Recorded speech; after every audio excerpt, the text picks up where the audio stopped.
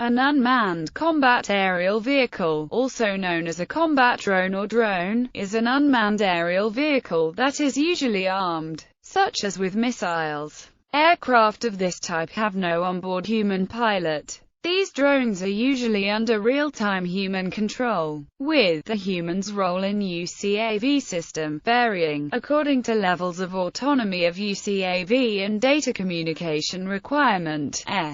Equipment necessary for a human pilot are not needed, as the operator runs the vehicle from a remote terminal, resulting in a lower weight and size than a manned aircraft. While several nations possess and manufacture unarmed UAV, only the United States, Israel, China, Pakistan and Turkey are at present known to have manufactured operational UCAV as of December 2015. History. One of the earliest explorations of the concept of the combat drone was by Dr. Leda Forrest, an early inventor of radio devices, and U.A. Sanabria, a TV engineer. They presented their idea in an article in a 1940 publication of Popular Mechanics. The modern military drone as known today was the brainchild of John Stuart Foster, Jr., a nuclear physicist and former head of the Lawrence Livermore National Laboratory. In 1971, Foster was a model airplane hobbyist and had the idea this hobby could be applied to building weapons.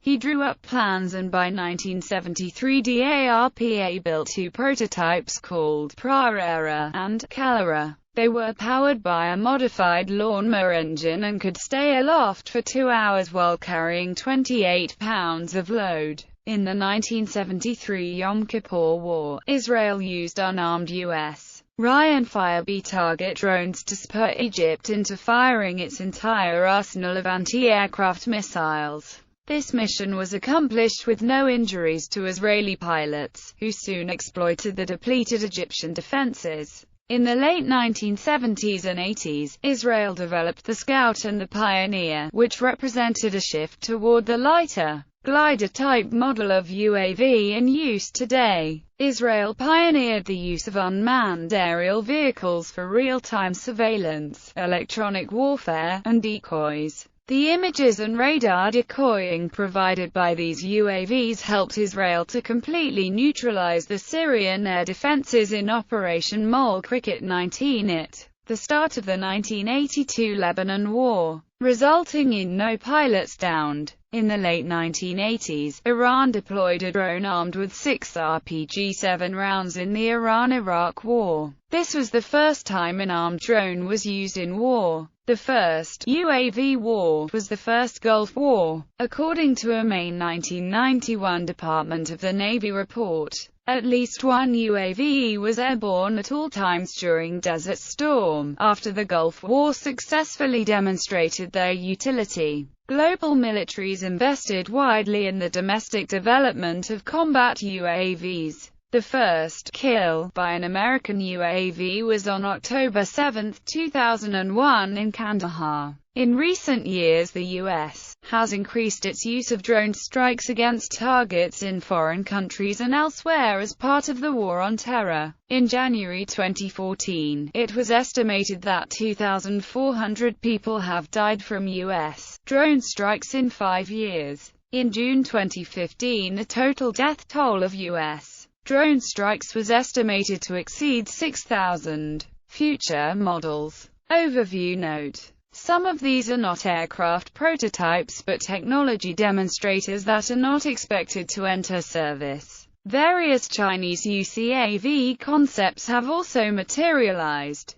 WZ-2000, UCAV versions of the Zhanglong high-altitude or long-endurance UAV. Also, dedicated UCAVs Shenyang's Dark Sword, and also revealed at Zhuhai 2008 was a model of a stealth strike UCAV with forward-swept wings, filling a similar niche to U.S. X-45 called the Warrior Eagle. BAE Taranis is a British demonstrator program for unmanned combat air vehicle technology. It is part of the UK's Strategic Unmanned Air Vehicle Programme. BAE describes Taranis's role in this context as following. This £124 million four-year programme is part of the UK government's strategic unmanned air vehicle experiment and will result in a UCAV demonstrator with fully integrated autonomous systems and low observable features. The Taranis demonstrator will have an MTOW of about 8,000 kilograms and be of comparable size to the BAE Hawk, making it one of the world's largest UAVs. It will be stealthy, fast, and able to deploy a range of munitions over a number of targets,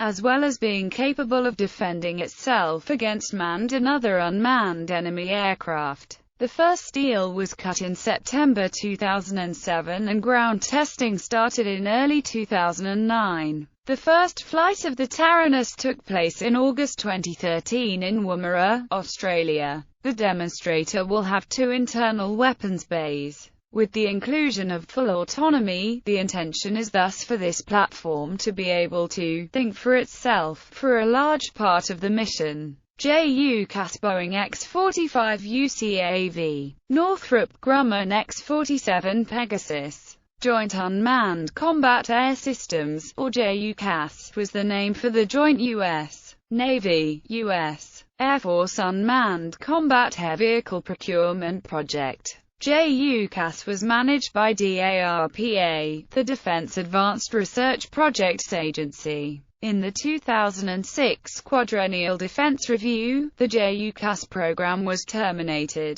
The program would have used stealth technologies and allowed UCAVs to be armed with precision-guided weapons such as Joint Direct Attack Munition or precision miniature munitions, such as the small-diameter bomb, which are used to suppress enemy air defenses. Controllers could have used real-time data sources, including satellites, to plan for and respond to changes on and around the battlefield. The program was later revitalized into UCAS-D, a United States Navy program designed to develop a carrier-based unmanned aircraft. UCAS-D and Northrop Grumman X-47B are the U.S. Navy only successors to the JUCAS, which was cancelled in 2006. Boeing is also working on the X-45N in this sector. In a New Year 2011 editorial titled China's Naval Ambitions, The New York Times said,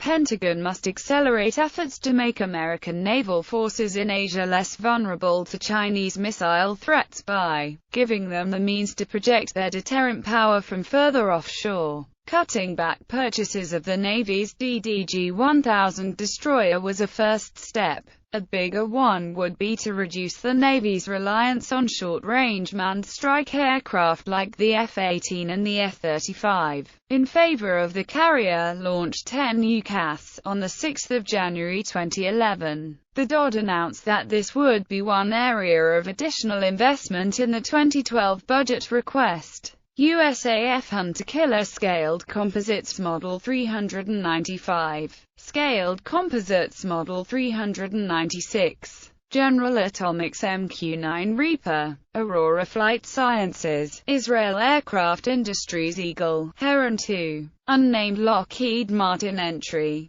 The United States Air Force has shifted its UCAV program from medium-range tactical strike aircraft to long-range strategic bombers. The technology of the long-range strike program is based on the Lockheed Martin Polecat demonstrator, Elbit Hermes 450. The Israeli Air Force, which operates a squadron of Hermes 450s out of Palmachim Air Base south of Tel Aviv, has adapted the Hermes 450 for use as an assault UAV, reportedly equipping it with 2 Hellfire missiles or, according to various sources, 2 Raphael-made missiles. According to Israeli, Palestinian, Lebanese and independent reports, the Israeli assault UAV has seen extensive service in the Gaza Strip and was used intensively in the Second Lebanon War. Israel has not denied this capability, but to date, its policy has been not to officially confirm it either.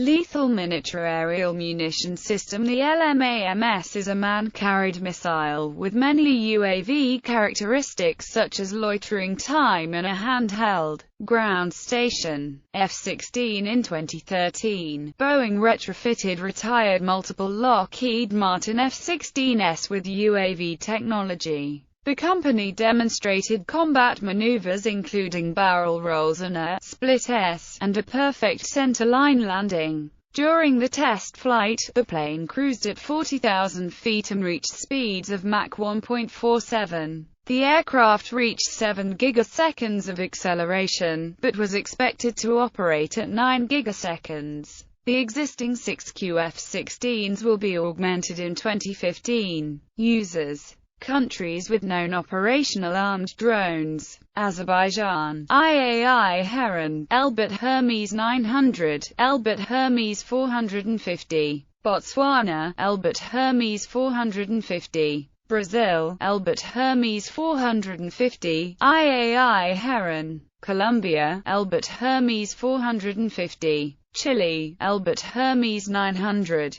China, Guizhou WZ-2000, Chengdu Wing Long I, CH-3, CH-4, Croatia, Elbit Hermes 450, Cyprus, Elbit Hermes 450, Egypt, Kagewing Long, CASC Rainbow, France, EADS Harfang, Sagem Spoa, General Atomics MQ-9 Reaper, F. Germany, Modified IAI Heron from Israel, Georgia, Elbit Hermes 450, Elbit Skylark, India, IAI Heron, IAI Harap and IAI Harpy from Israel, DRDO Aura, DRDO Rustam, Iran, Karar, Shahet 129, Fotras and others. Ireland, Aeronautics Orbiter UAV, number 3+. Used in Irish Army duties. There is no evidence of using armed drones by Irish Army. Israel, IAI Heron, IAI Harpy, Elbit Hermes 450, IAI Aton, IAI Harap.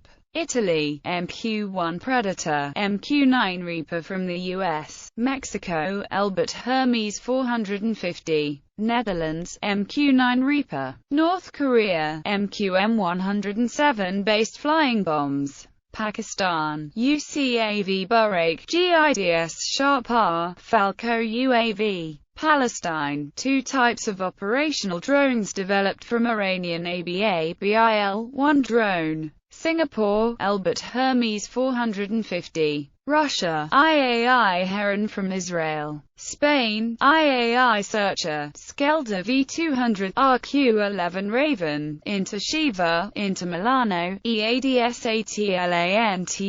Taiwan, the Chung-Shan Institute of Science and Technology is developing or defending an attack UCAV based on the U.S. X-47B. Tunisia, Tati Burak, Tati Jin. Turkey, Tyanka, Baykar Bayraktar TB2, Vestel Karayel. United Kingdom, MQ-9 Reaper, Elbit Hermes 450. United States, MQ-1 Predator, MQ-9 Reaper, Elbit Hermes 450. Laws and ethics of war. The international laws of war govern the conduct of participants in war. These laws place a burden upon participants to limit civilian deaths and injuries through proper identification of targets and distinction between combatants and non-combatants. The use of completely autonomous weapon systems is problematic, however, because of the difficulty in assigning accountability to a person. Therefore, current designs still incorporate an element of human control, meaning that a ground controller must authorize weapons release. Concerns also include the human controller's role, because if he is a civilian and not a member of the military, he would be considered a combatant under international law, which carries a distinct set of responsibilities and consequences.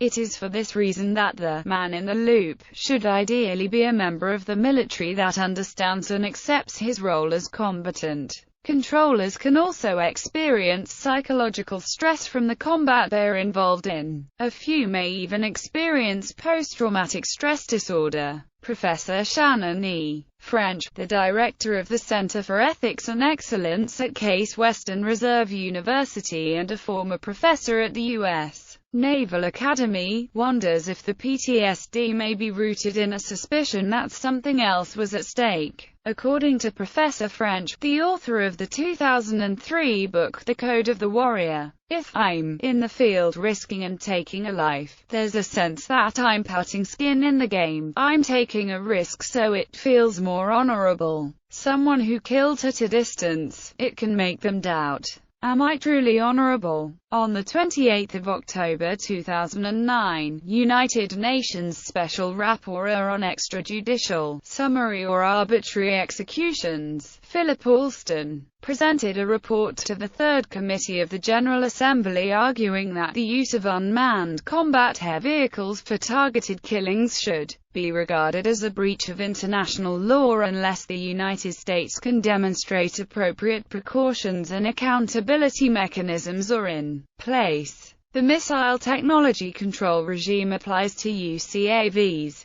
Collateral damage of civilians still takes place with drone combat, although some have argued that it greatly reduces the likelihood. Although drones enable advanced tactical surveillance and up-to-the-minute data, flaws can become apparent. The U.S. drone program in Pakistan has killed several dozen civilians accidentally. An example is the operation in 2010 February near Khod, in Uruzgan province, Afghanistan. Over 10 civilians in a 3-vehicle convoy traveling from Daikandi province were accidentally killed after a drone crew misidentified the civilians as hostile threats. A force of Bell O-58 Kiowa helicopters, who were attempting to protect ground troops fighting several kilometers away, fired AGM-114 Hellfire missiles at the vehicles. As of March 2013, the evolution of laws governing drones use continued to be debated.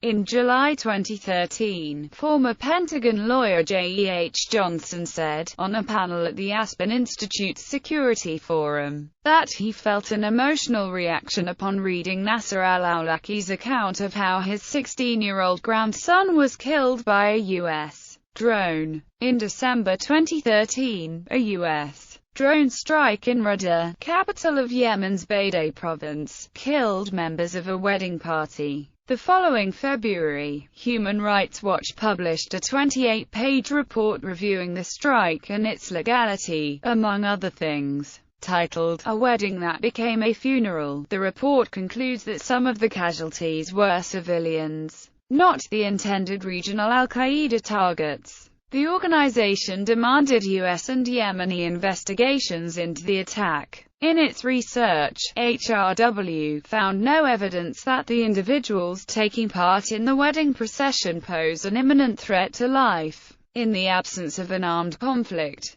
killings them would be a violation of international human rights law. Professor Faisal Kutty of Valparaiso University Law School argues that the use of drones creates blowback and undermines core principles of American identity. He cites statistics from the Bureau of Investigative Journalism, Amnesty International, Human Rights Watch and the findings of reports issued by Henry L. Stimson Center and a joint report issued by Stanford Law School and New York University School of Law to make his case. The Stimson report was issued by a bipartisan 10-member panel. The report unequivocally concluded that the United States should not conduct a long-term killing program based on secret rationalists. Kutty also pointed to an op-ed published by 2 members of the panel, John V. Bellinger III, former legal counsel to the White House National Security Council, and Jeff Smith, former legal counsel to the CIA, who wrote arguing that a long-term, secret U.S. drone program, even if authorized under U.S. law and defensible under international law, may not be consistent with more basic rule of law principles that are at the core of the American identity and that we seek to promote around the world. In June 2015, 45 former U.S. military personnel issued a joint appeal to pilots of aerial drones operating in Afghanistan, Iraq, Syria, Pakistan and elsewhere, urging them to refuse to fly, and indicated that their missions profoundly violate domestic and international laws. They noted that these drone attacks also undermine principles of human rights, political and personal effects.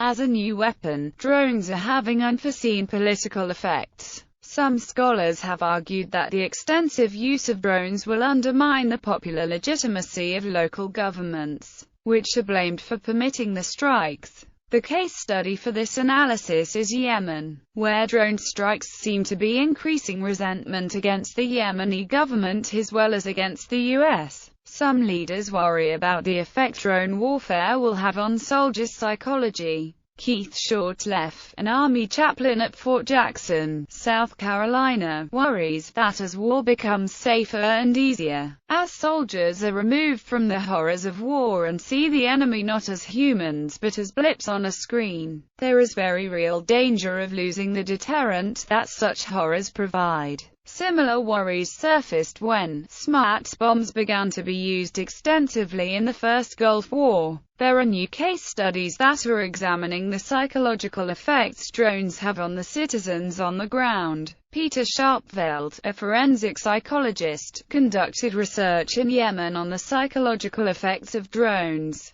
He found that 92% of the population sample he examined was found to be suffering from post-traumatic stress disorder, with children being the demographic most significantly affected. Mark Bowden has disputed this viewpoint, saying in his The Atlantic article, "But flying a drone, the pilot sees the carnage close up, in real time, the blood and severed body parts, the arrival of emergency responders, the anguish of friends and family. Often he's been watching the people he kills for a long time before pulling the trigger." Drone pilots become familiar with their victims. They see them in the ordinary rhythms of their lives, with their wives and friends, with their children. War by remote control turns out to be intimate and disturbing. Pilots are sometimes shaken. This assessment is corroborated by a sensor operator's account. The smoke clears, and there's pieces of the two guys around the crater. And there's this guy over here, and he's missing his right leg above his knee. He's holding it, and he's rolling around, and the blood is squirting out of his leg. It took him a long time to die. I just watched him. Airman First Class Brandon Bryant in GQ. Back in the United States, a combination of lower-class status in the military, overwork, and psychological trauma may be taking a mental toll on drone pilots. These psychological, cultural and career issues appear to have led to a shortfall in USAF drone operators, which is seen as a dead-end job.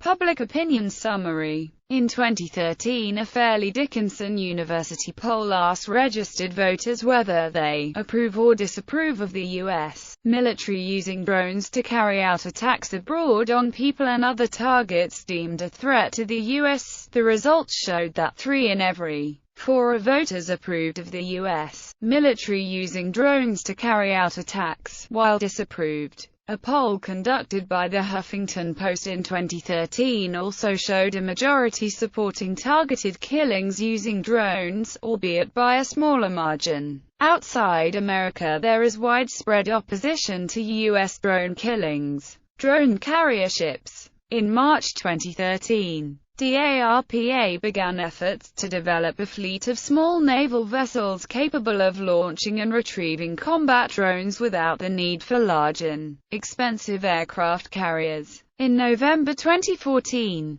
the Pentagon made an open request for ideas on how to build a flying aircraft carrier that can launch and retrieve drones using existing military aircraft such as the B-1, B-52 or C-130.